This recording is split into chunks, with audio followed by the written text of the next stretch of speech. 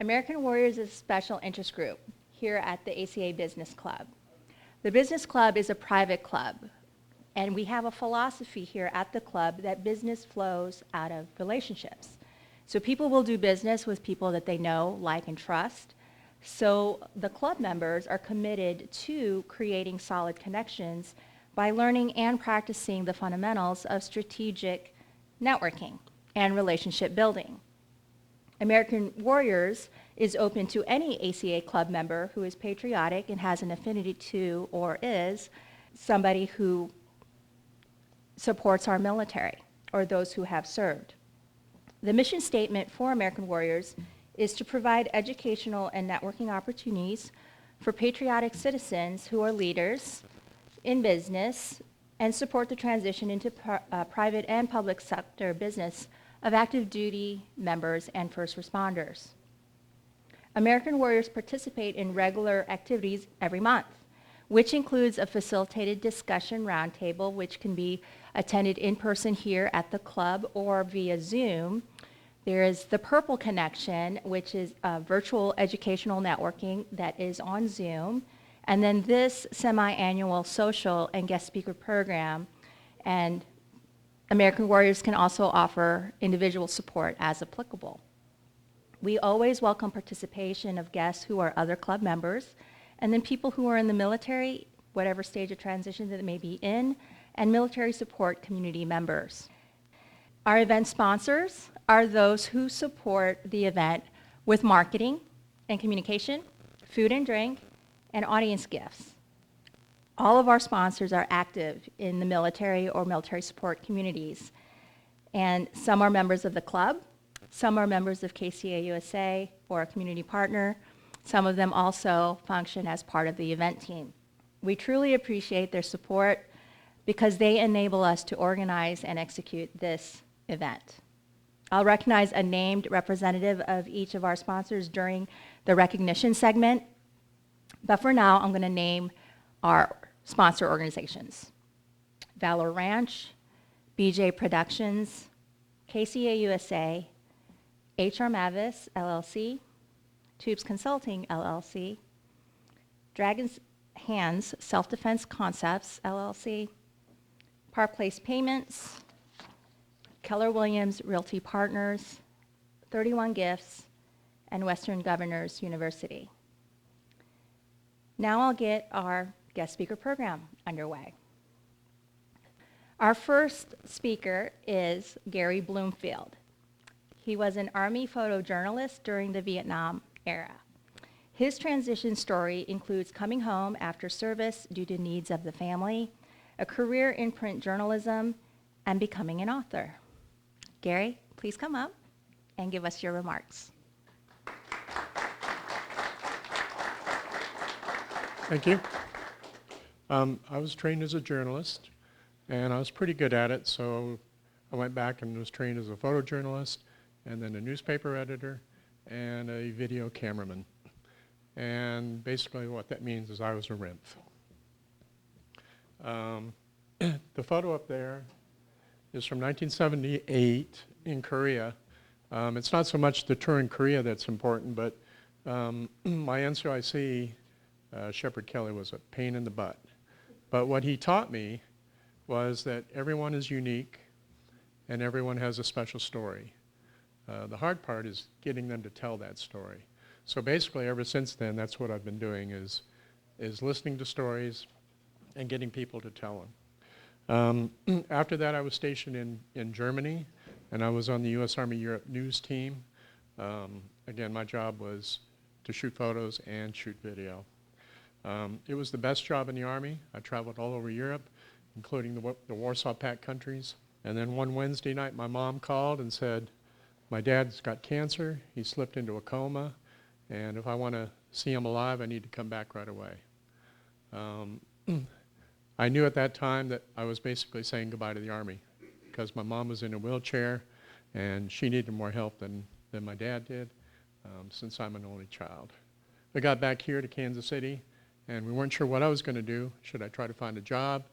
Should I go to college? And my parents basically said, take advantage of the GI Bill.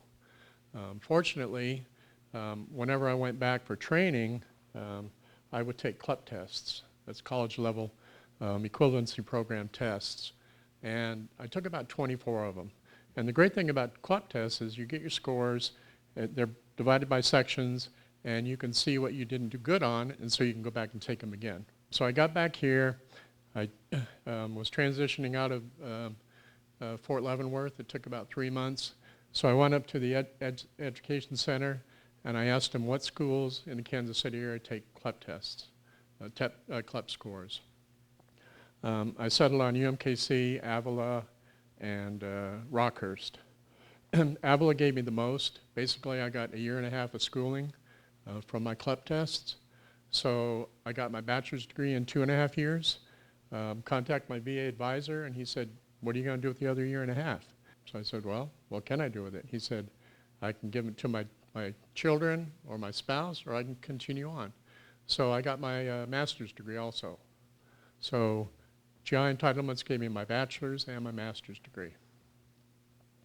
After that, I went to work for VFW Magazine, and we were doing a series on World War II. We didn't have enough room for everything we wanted to do, including World War II athletes and entertainers. So that got taken out of the book, and the publisher said, "Well, why don't I do my own books?"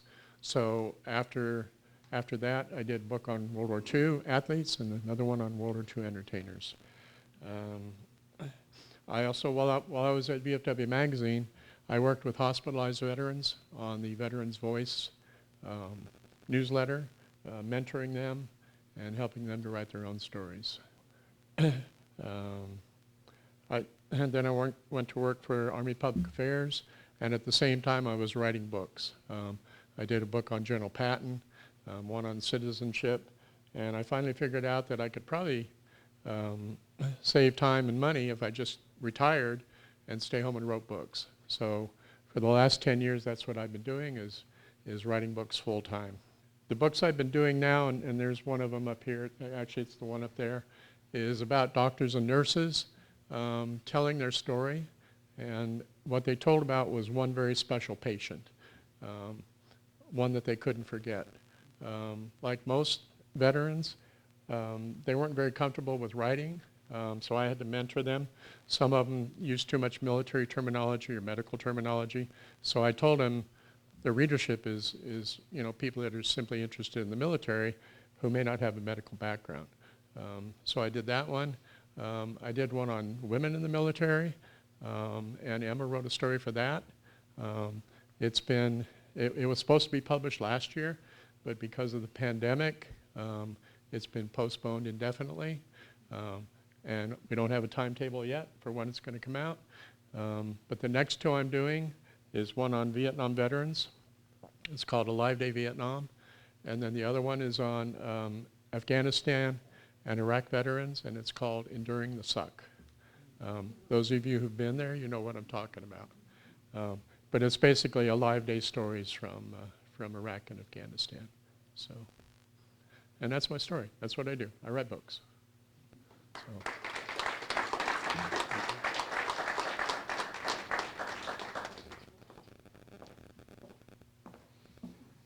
All right. Well, thank you very much, Gary. That was great. Our next speaker is Chris Benson, an Army veteran of the Bosnian War. His transition story includes coming home after service in Bosnia, career experience in operations, marketing, and financial services, and becoming a marketing strategist. Chris, come on up. Let's hear from you. Thank you, Emma, for putting this together. Are there any other veterans or people with family members who... Veterans, stand up. If you're a veteran, stand up. All right, I'm in a room full of friends and brothers. Oh, no, we got to figure out who's Army. Right answer. That's the right answer. That's okay. Where's my Marine? Any Marines?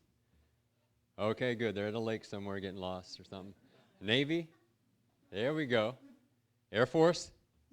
There we go. We got one lone Air Force. Space Force? Space Force? Coast Guard? All right, we usually don't. Yeah, those are hard to find, but I'll tell you what, if I was a kid and they asked me what force I'd want to join, Space Force. Go Space Force. I didn't have that option back in 1992 when I joined. And this is actually special. Thank you so much, Emma, because I just realized introspectively that this month is my 25-year anniversary of when I ETS'd from the military. This month, 25 years ago in 1997. And I didn't think of that until I was, going through this project with her. Thought, 25 years. And it's perfect because, it's saying what were your expectations and where are you at today? I'm like, wait, this is the perfect time. 25 years is one of those benchmarks. I'm going to start with that, and I've got a little story because this could help people understand what it's like to be a soldier in the first part. So this is my basic training story, and this is the one that probably impacted me the most. Here I am. I'm an 18-year-old private, been in about 3 or 4 weeks, and we're lining up for formation.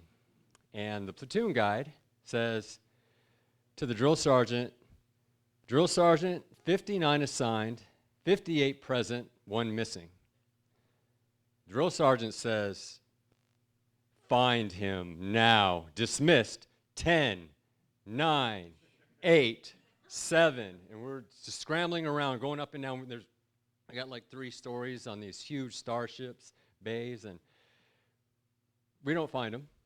And he's about to count down to the 1, and we come back and he says, drill sergeant 59 assigned, 58 present, 1 unaccounted for. And drill sergeant's like, swears a little bit.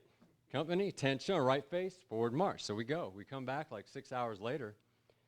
And we're going up these stairs. We go up to our barracks, and I go to the bathroom, and there's the guy who's missing. He's on the floor in the bathroom in a pool of blood. So this guy decided that he didn't want to be a part of the U.S. Army anymore, and he hurt himself in a vicarious way. So our drill sergeant wasn't in our bay at the time, so we were just told if anything goes wrong, get a drill sergeant, because I didn't know what to do. I couldn't help this guy. So I run down to the bay below us. I run in the door, and there's a drill sergeant sitting in a chair giving his class to his platoon of about 60 guys. And I run in, say, drill sergeant, and the drill sergeant turns and says, you take your cover off when you come into my bay, drop. I dropped, and he counted out 20 as I did the 22 count push-ups, so I did 40 push-ups, got up, drill sergeant, you stand at parade rest when you talk to a drill sergeant, drop. So I dropped, did another 40 push-ups, stood up, and this time I had my cover and I was at parade rest. The drill sergeant, we have a man down. And the drill sergeant, he said some words, profane words, blah, blah, blah. Why didn't you just tell me you had a man down? And that was just a very profound moment because in a situation like that, a lot of people would say, well, why didn't you just tell the drill sergeant we have a man down? Well, when you're a private in the Army for 3 or 4 weeks, when a drill sergeant says drop, you don't do anything but drop. And that's how it is. And you live that life. And I applaud everyone who served because it's an honor to serve because you have to earn it and you have to sacrifice. That is the truth. So 25 years later, this is my story, and I don't mean to, make anyone feel bad about that, but that was just one of the turning point, and that explains what I believe what you go through in the military. You go through things like that, and then you move on. And then I figured out shortly after I got out, well, I'm probably never going to have to go through that again or experiences like that again. So the rest of my life should probably be pretty easy after I get out. You don't experience that, but the rest of your life definitely isn't easy. So I ETS February 1997. I actually joined in 1992, one week after my father retired from Fort Leavenworth. So 1 week, his ETS was, I think, August 31st, 1992. I was in a cattle truck getting my head shaved a week later. I didn't tell you about that. Fort Sill, Usha, Fort Sill, Oklahoma, Lawton in the house. Don't like Lawton very much. Not many good memories, but I hear it's grown up, so maybe I'll visit it someday. But it's so it was a different time back then too, 30 years ago. Things were a lot different, I believe, in the military. But I went through that. I was there for a little while, and then they shipped me to Bamberg, Germany. A 19-year-old kid in Germany. That was the best thing in the world. That was like a kid in the candy store, loved Europe, went everywhere. People thought I was crazy because I would go to the MWR and give them a check for $150 for an all-paid trip to Paris. Bus, hotels, meals, 8-hour bus ride to Paris for $150 in your hotel. It's like, that was living. Could go to Greece for like $500 for 2 weeks, airfare, meals, everything. So that was a great experience. I got to see the world, and it molded me. It gave me a thirst that I could do this. As growing up in Leavenworth, I didn't have those options to fly to Greece and go to Paris. So moving forward, Bosnia happens. And I'm thinking, Bosnia's here. I think I've had enough of this. So it's almost, time for me to ETS. I say, all right, it's time to go, because otherwise I would have been there much longer. I spent 1 year there, and I figured out what I didn't want to do. Did the reserves, went to the College of Oceaneering, used the GI Bill. That was great in LA, lived in LA for like 10 years. I became the marketing VP and then the VP of operations of an operation. I came back to Kansas City because LA living isn't as hyped up as a lot of people think. So Kansas City is a great place to live and raise your family. I became a financial advisor for about 7 or 8 years, and some clients I have that are in this room from the past. But now my wife and I, we have a marketing firm. We help clients, and we also invest in properties. I have a couple Airbnbs. We have the long-term rentals as well.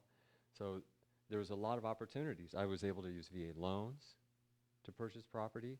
And, one thing that a lot of people don't talk about is the benefit if you are an injured soldier, like myself. I suffer from tinnitus because I was in field artillery. That's just the constant ringing in the ear and then hearing loss. So I'm a service-connected veteran. I'm not saying, it's great that I'm injured, but I do get a couple more benefits because of that. And I took advantage of it, and it helped me through, elevate myself. So I think, let's see, I don't want to forget too much, but overall, what I believe is that the military gave me experiences that were so great that it was like, I'll never have those, but life is tough, but I'm not going to be eating MREs next to a landmine field in a tent, and no one's just handing me benefits, no one's just handing me the guide to life. I had to, try some different things. And the path that it laid out for me was great. And I'm on this trajectory like this. And one of the things that I tell people is when I got out, I would go to a job interview, and one of the questions was, what are some hardships that you encountered at your last jobs and how did you overcome them? Or what is a hardship that you could see in your life that we could give you? And I said, well, unless you'd send me to Bosnia for a year and make me eat MREs, every day next to a landmine field, I think that I could probably overcome some of this stuff. And their next question was, can you start on Monday? So there's a lot of advantages, and I took advantage of those things. So thank you for serving, Emma, everyone else. Thank you for allowing me to tell this story. And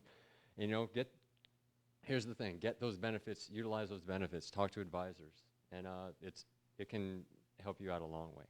So thank you so much. I appreciate it.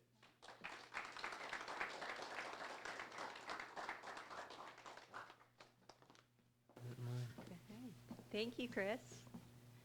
All right, up next is Mary Varela-Spooner, a Navy veteran who served in the Gulf War era. Her transition story includes coming home after service to go to college and start a family. a career in all areas of human resources, and becoming an HR consultant. Mary, come on up. Please share your story with us.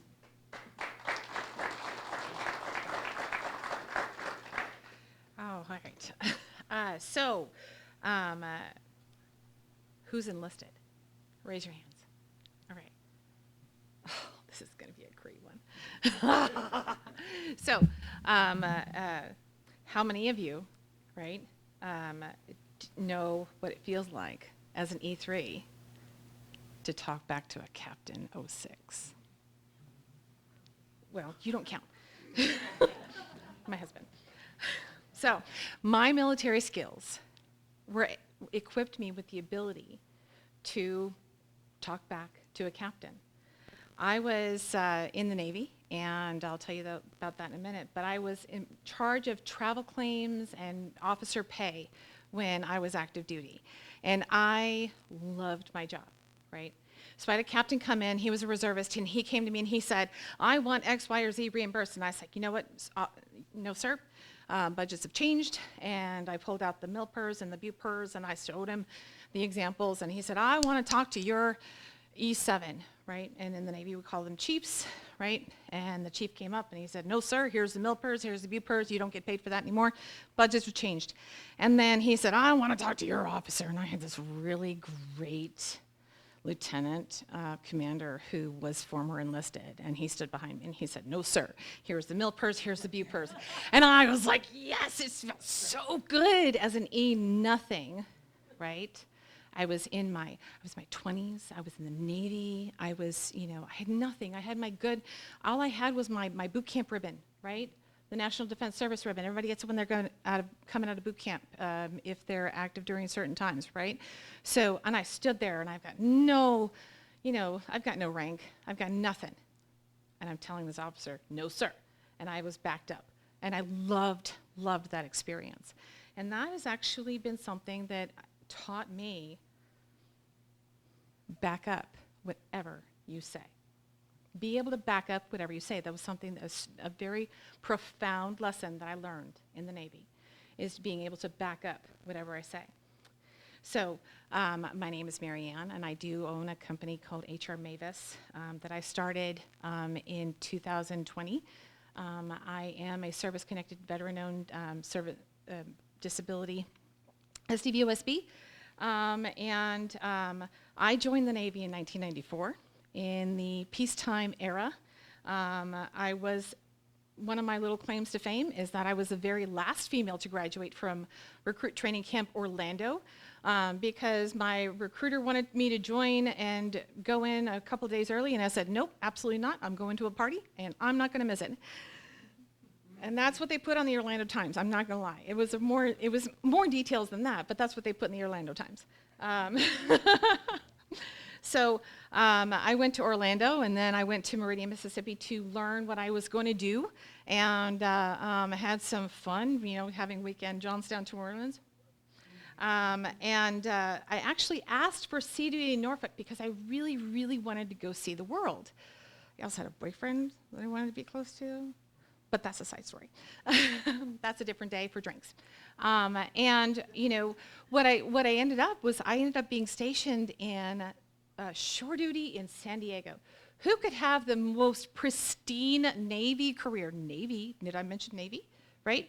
Going out to the sea, doing all the things, being afloat. And I am on shore duty in San Diego. And my office is in a place called Point Loma, which is now an EOD building, so I can't take pictures from it. But I used to be able to go out to the smoke pit and overlook the ocean. My office overlooked the ocean, and we were so high up, we would see the clouds, right? Oh, yeah, this is where I was stationed, and I was so glad because many different things. I also met my now husband there. So I left the Navy in '98 with every intention of returning, going to school. Rear Admiral Borda, may he rest in peace, was one of my heroes, and I wanted to be him, right? He started as an E1, I started as an E1. He was a Rear Admiral, I was going to be a Rear Admiral, right? And then, what's the best way to make God laugh is tell him your plans. So I married my husband. I had a daughter who's beautiful. And then 9/11 happened. And I could not see myself, and that was the moment that I called. I was still on inactive reserve. I called the local Navy office and I said, lose my number. Because a month later I was going to be off of IRR. Thankfully, I was off of IRR a month later. And I had my daughter, and then I had my son, and I changed my plans. You know, something that they say in the Marines is semper gumby, right? Same thing, Navy, always be flexible, adaptability. The Navy taught me to be adaptable. Even though I'm super hyper rigid and one plan for everything, I've learned how to be flexible and adaptable. I graduated magna cum laude. I had no idea I was smart. When I went to the Navy, I had no idea.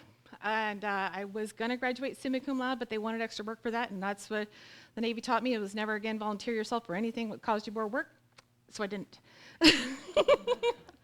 So I graduated magna cum laude from Virginia Wesleyan University, and I got my bachelor's in communications and liberal arts, where I focused on interpersonal communications and organizational development, and I loved what I did.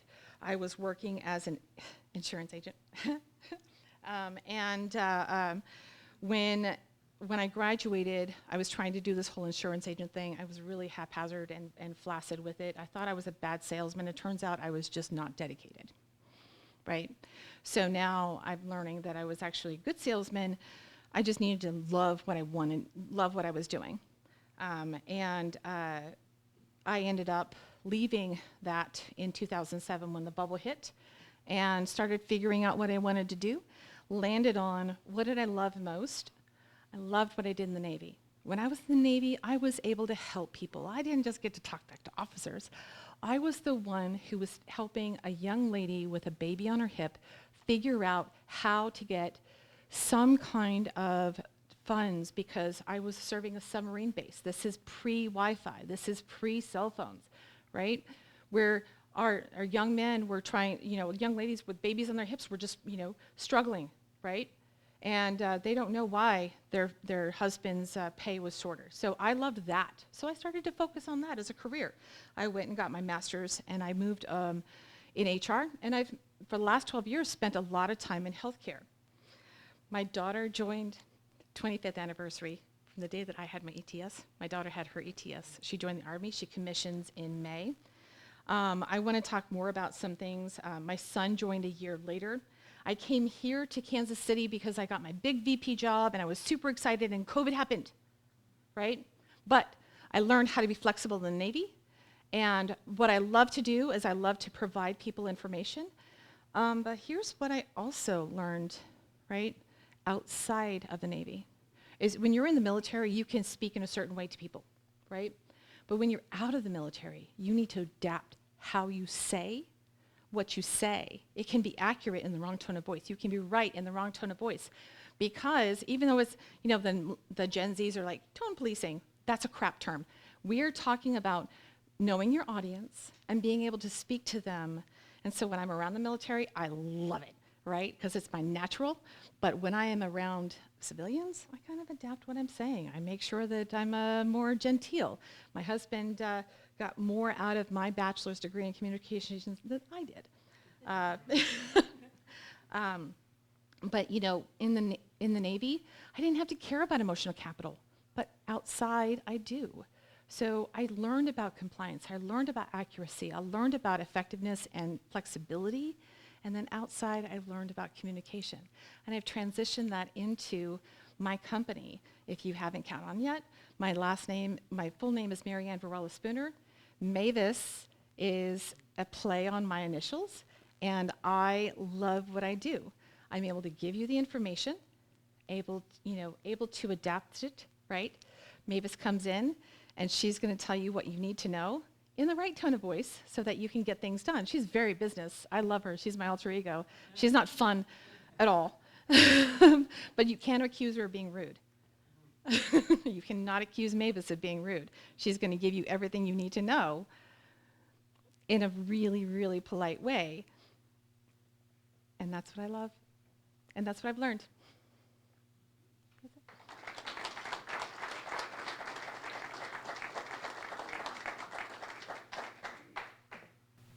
Thank you, Mary.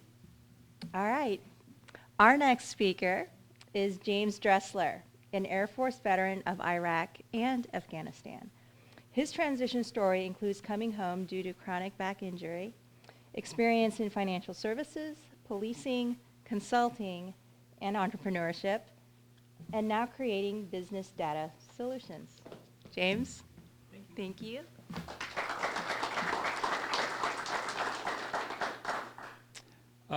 The thoughts, views, and opinions expressed in my presentation here are not necessarily the view of him or anyone else, then now I can say whatever I want, right?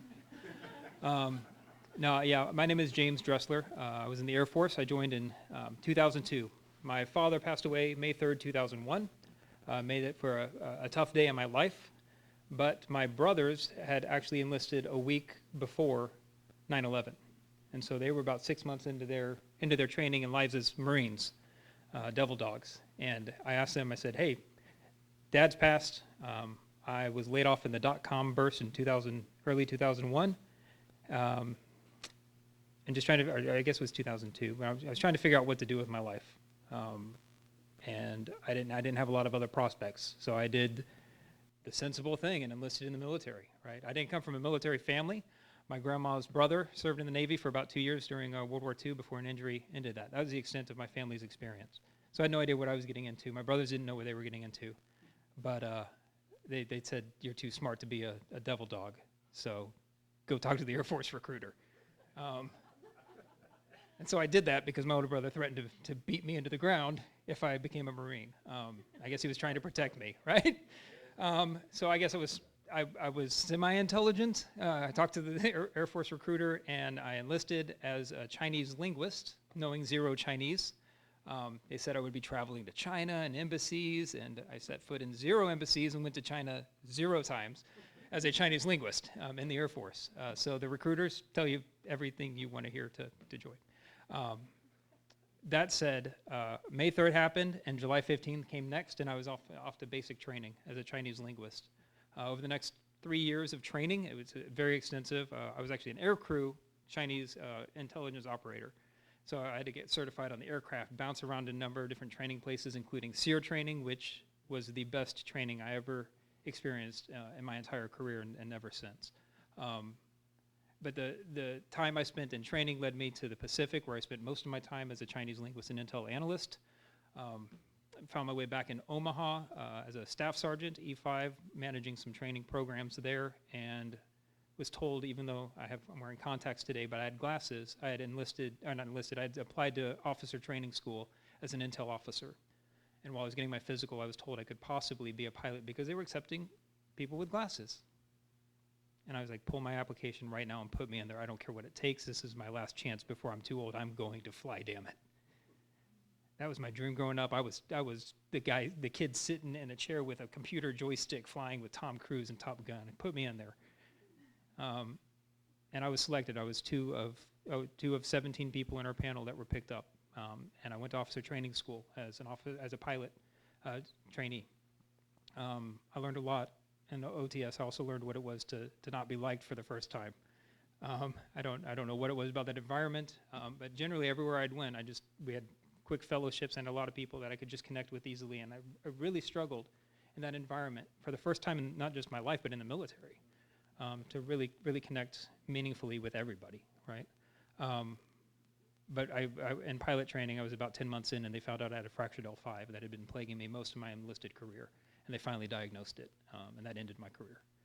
I was actually RIF'd. I was disqualified from pilot training, and then laid off by the Air Force. If you don't know what RIF means, it means reduction in force. And they say, hey, best of luck in your future endeavors. We have too many of you. And that was the first time I had dealt with rejection as vocationally like that, personally and professionally. And I was told on November 10th, 2010, my career was going to be ending December 27th with a daughter due a week later.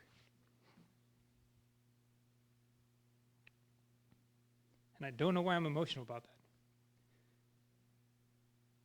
Because I was so scared. And the one thing I could count on was if I was going to bleed and die for this country, it would be there for me.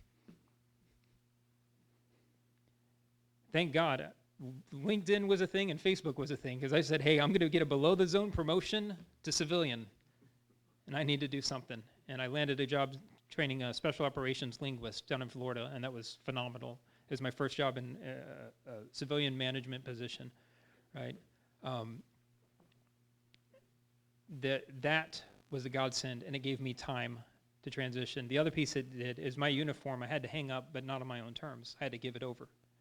And that being surrounded by people in uniform gave me time to find my identity in jeans and t-shirt or a polo, right?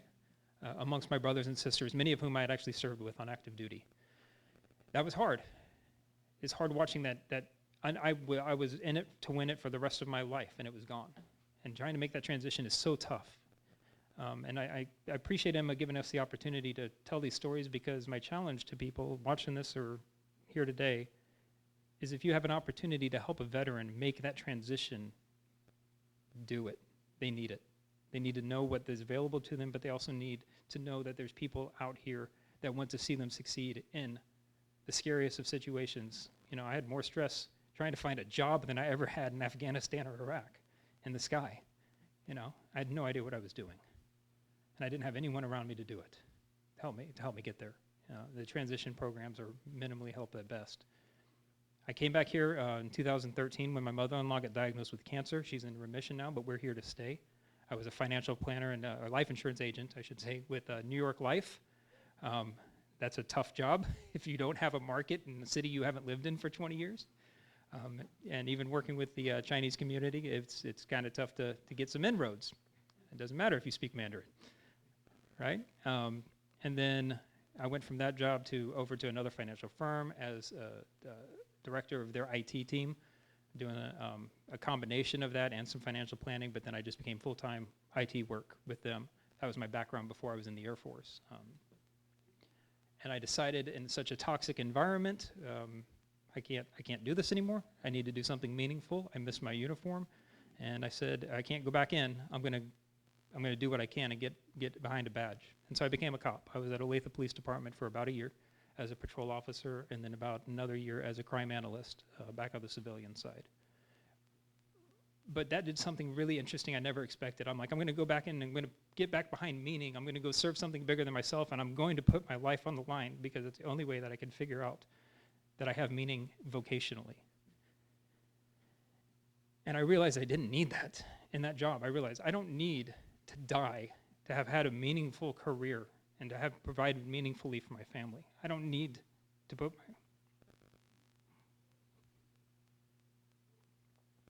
I don't need my daughter to be scared every time she hears a siren, but I'm not coming home.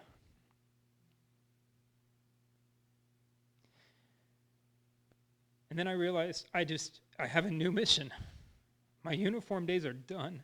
My putting my life on the line are done. My kids and my wife deserve all of me now. And that's my mission. I worked I had a great opportunity to get over to Honeywell as a data analyst, coming from crime analysis, as a police officer. I obviously suffer from vocational ADHD. You know, if I can land somewhere for more than 2 years, it's an act of God. But a lot of that has been driven by a need for meaning. And with my meaning now, I can actually do something that provides for my family. I can put this brain to work, as long as it's God to help me, this thing doesn't get dull. You know, because it's how I'm providing for my family. But I'll end with this. I've left Honeywell. I'm over working remotely with a company out of Chicago. We bought a camper. We homeschool our kids. I'm with them as much as I can, and I will never go back to a cubicle. I will die before I have to commute 435 again. Never again. And companies, if you happen to hear this, that's the way this is going. I'm sorry, whether you like it or not. But the things I want to say that I'm so thankful for, because I know what it's like to have a real brother and a sister that has your back no matter what. And that's what I miss from the military more than anything. I'm no longer having a mission given to me. I've had to define that for myself. But in doing that and having that opportunity, I can sit there and know that I own this. It's not a business enterprise taking care of your family, but it is a damn good mission. You know. And then the other thing I will say is that, you know, I use a lot of quotes. My dad was an HVAC engineer, and that's where I get my nerd from, right? And he said this, and I say this every time I get a chance to. It's my way of honoring him. He told me when I was about 21, right before he died, he said, James, there's two types of people in this world. There are thermometers and there are thermostats. Thermometers, they change with the temperature around them. They're merely a reflection of their environment and circumstances. But thermostats, they set their own temperature, and in doing so, change the environment around them. And he said, you have to be a thermostat, son. You have to. And as scared as I was when I was told, you're going to have to take care of your daughter outside of uniform, as scared as I was when Dad died, I knew I could make it. I know any of us has the ability to be a thermostat, no matter the circumstance. And I want to say, I'll end on this last thing. My dad died on May 3rd, 2002, and my career in the Air Force, I was told it was ending on November 10th, 2010. My son Aiden was born May 3rd. And my other son was born November 10th. So my darkest days, personally and vocationally, were redeemed by my children. And I praise God for that. But just know that you are not alone, and no matter how hard something can be, you can be a thermostat, and you have brothers and sisters that care for you. And please, lean on, and be there for them to lean on when they're coming out and hanging up their uniform, whether it's on their terms or not. Thank you.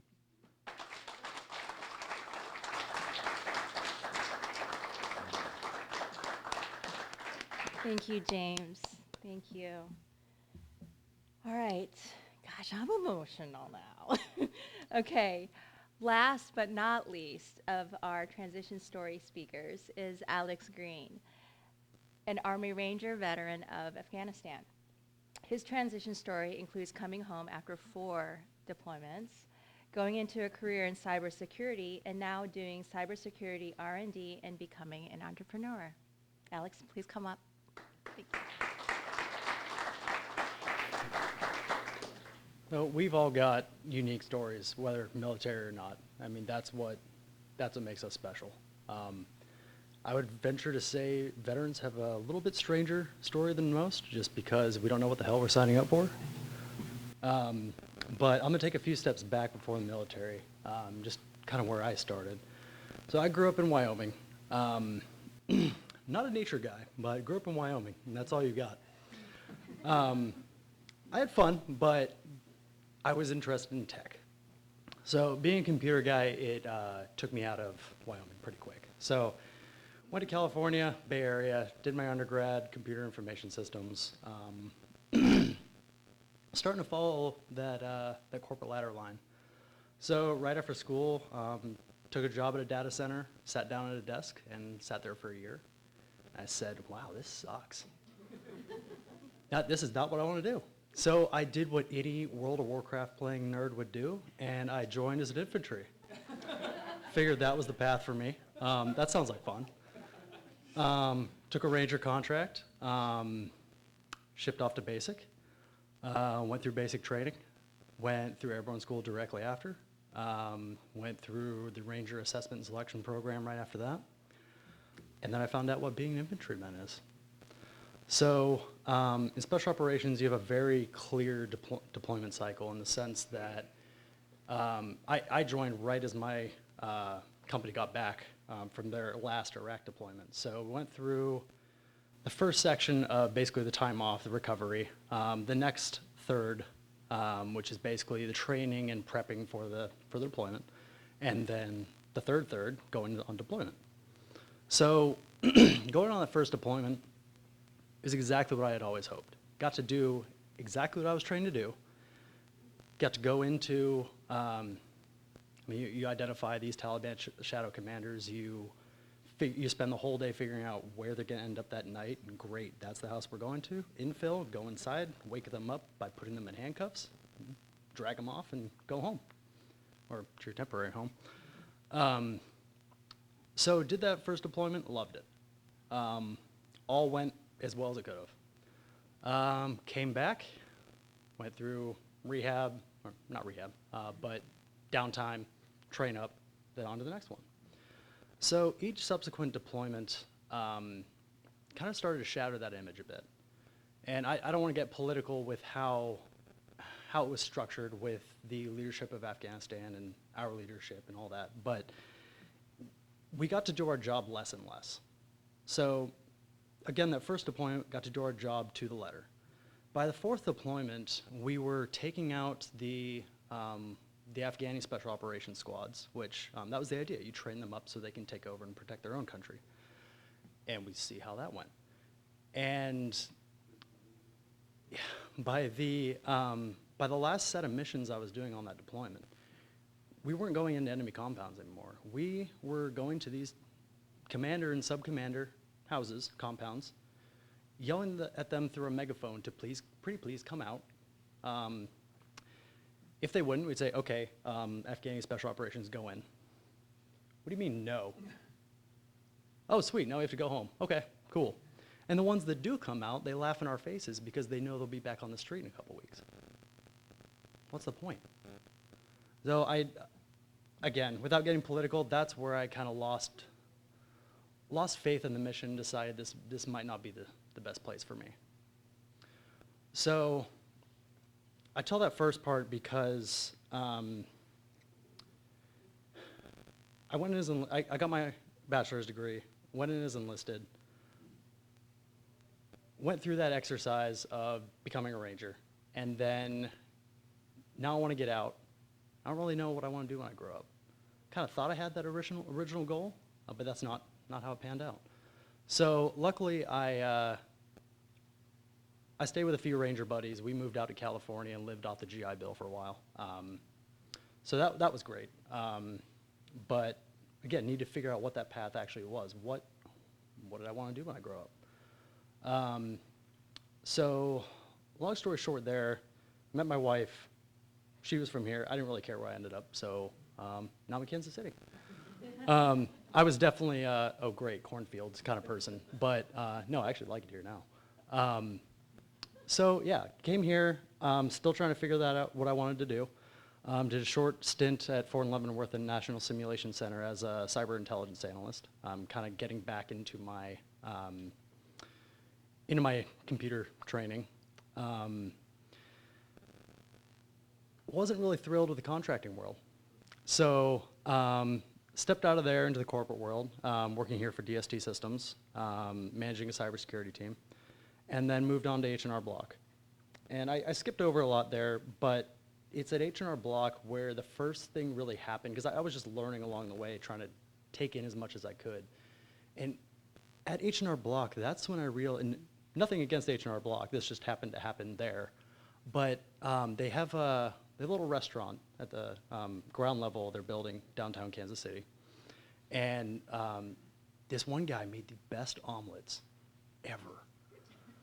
And so we every once in a while just run down with a coworker and we get an omelet. Super happy, cheerful guy. And one day we went down, got an omelet, and he didn't look too happy. We're like, okay. So he went and made our omelets, and they're quite a bit smaller than usual. I was like, hey man, is everything okay? He's like, no, I had some people complain about my work.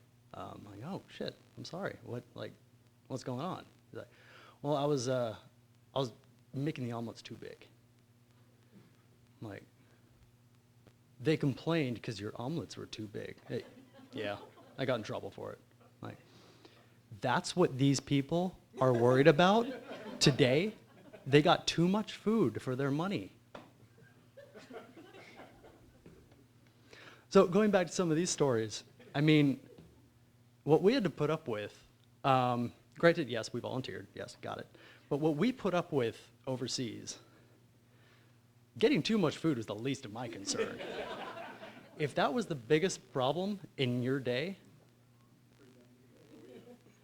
I'm sorry, that's not a problem. So that's when I really started to kind of reflect and understand kind of the transition back into the civilian area. I mean, you have people that, again, everyone's story is unique. People have different problems, people have different perspectives on problems, and that's fine, and that's true even between veterans. But understanding how you have to be sensitive to certain pieces in today's society, transitioning from somewhere you've always been told exactly what to do, how to do it, why you're, maybe not why, they don't like telling you why, but you generally know what you're doing at a given time, to a world where anything goes, You have to be respectful. No more screaming at people. That's a no-no. But then, how do you mentally transition to that? I think that was one of the hardest parts for me.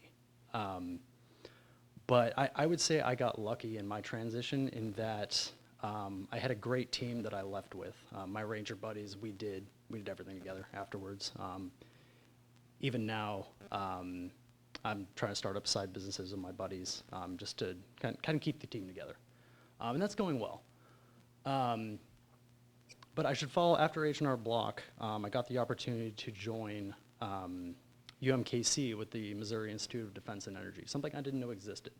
And they're doing all this fundamental research supporting federal contracting. And one thing I really missed when I was in the corporate world for a while is just that feeling of, I mean, a couple of the other speakers pointed this out, just that being around similar types of people and understanding, you have that connection of just, you're supporting the warfighter. You understand what that means. You're not worried about your omelet or your coffee. You're worried about how can I serve to support the warfighter? So that's given me a new connection to that world and yeah, making me feel a bit better about what I'm doing when I grow up. So yeah, that's my story. Thanks.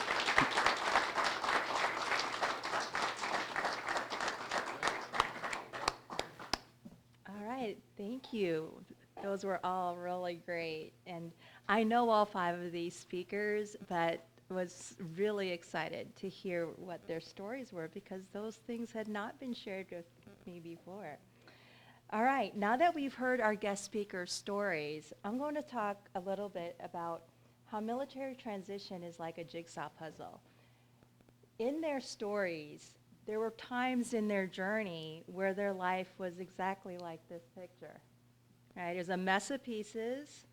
What's this supposed to look like for what's next?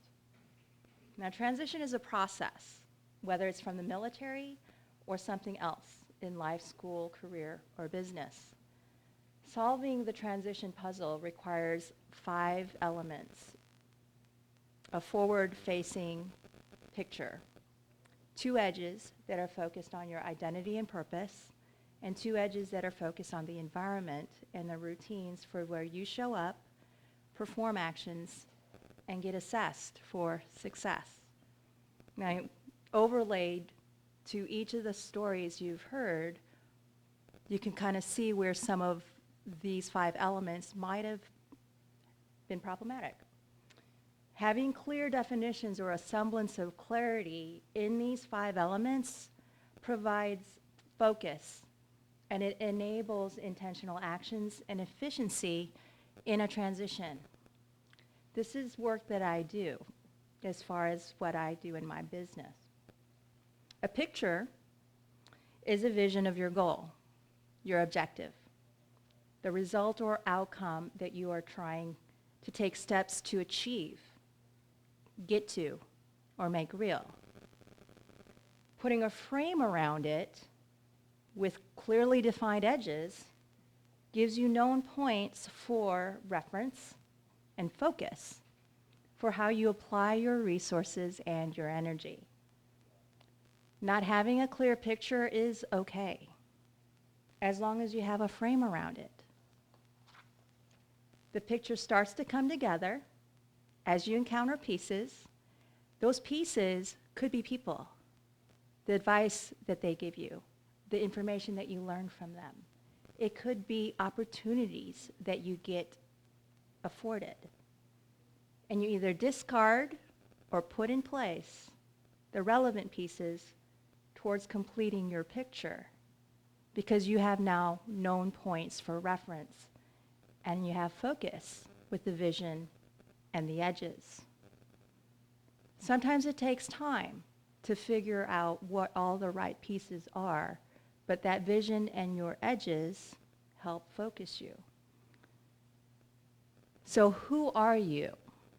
Okay, this is a really difficult question for a lot of people who are in transition, not just folks who are coming out of the service, But part of the reason why it's difficult is because so much of what people have for their identity is based on who they are in the present. To move on to the next thing, you focus on the future you, who you become by applying who you are today, your current skills, your talents, experience, and values, whatever your available resources are. What of your current self can be applied to a future that you want to make real, for work you can or want to do to achieve an outcome or result that you want to be able to promise and deliver. I promise I can and will, because I have in the past, or because I'm trained and want to do it for you, because I'm willing to learn and grow and be that person for you. Why?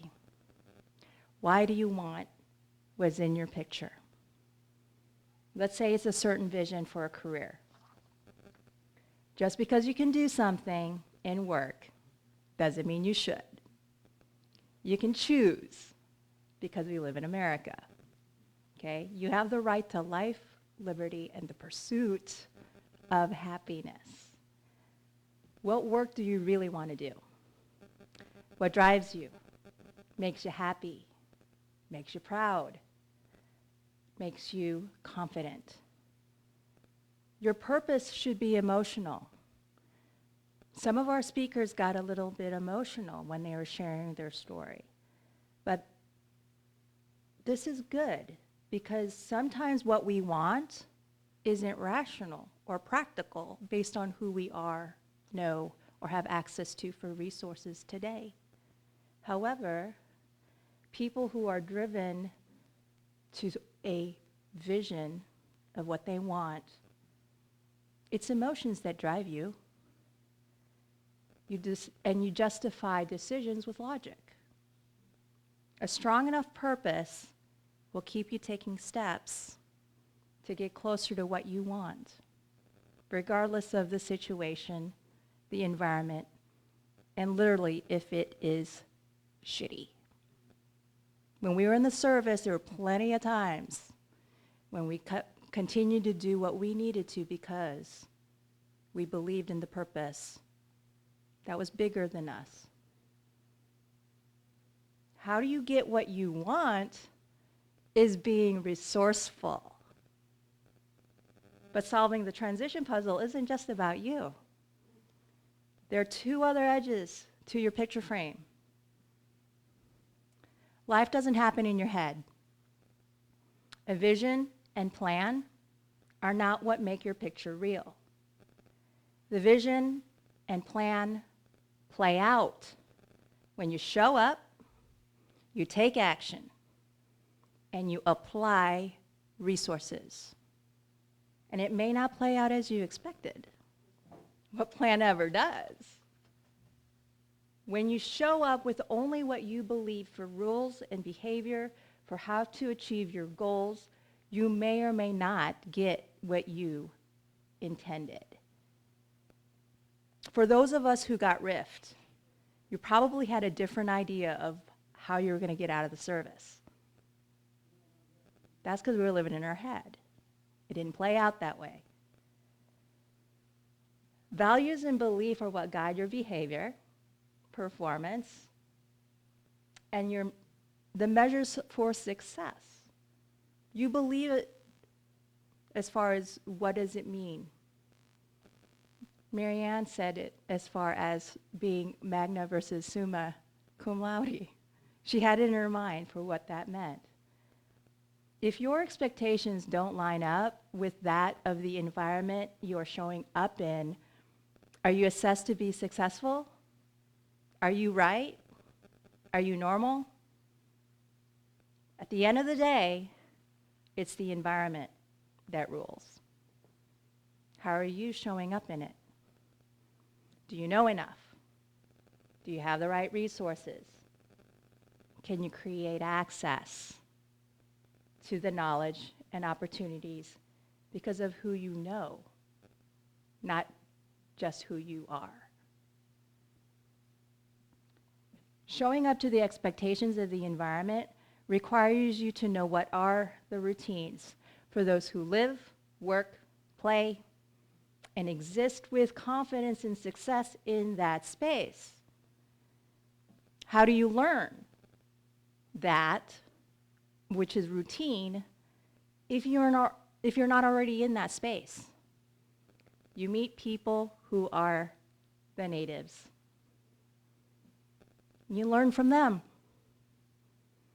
If you show up living in your own head for what is routine, you may not be adhering to the routines of everyone else. Will you fit in with how you communicate, with how you behave, or do the work? We do it like this. Do they do it like that? Will you engage with others in the most effective and efficient way to be a high-level performer? What are the measures of success? What are the measures for performance? And do you meet them, not by your own measure, but by those who would assess you? Transition is a process. Everyone goes through it. And whether it's long or difficult or something else, just depends. The more clarity you have in the 5 elements, the more focused, intentional, efficient, and most likely successful you can be in getting on to what's next in life, school, career, or business. I'm in the knowledge business as a transition coach and strengths profile practitioner. Toops Consulting, American Warriors, the Purple Connection, and the military support community, we're all resources that can help someone in transition from the military to do this process faster and with greater success. So connect with us. Connect with us as you need. Remember, life doesn't happen in your head. It plays out in the space you show up in when you take actions and apply resources. Those resources do not just need to be you. It's through other people.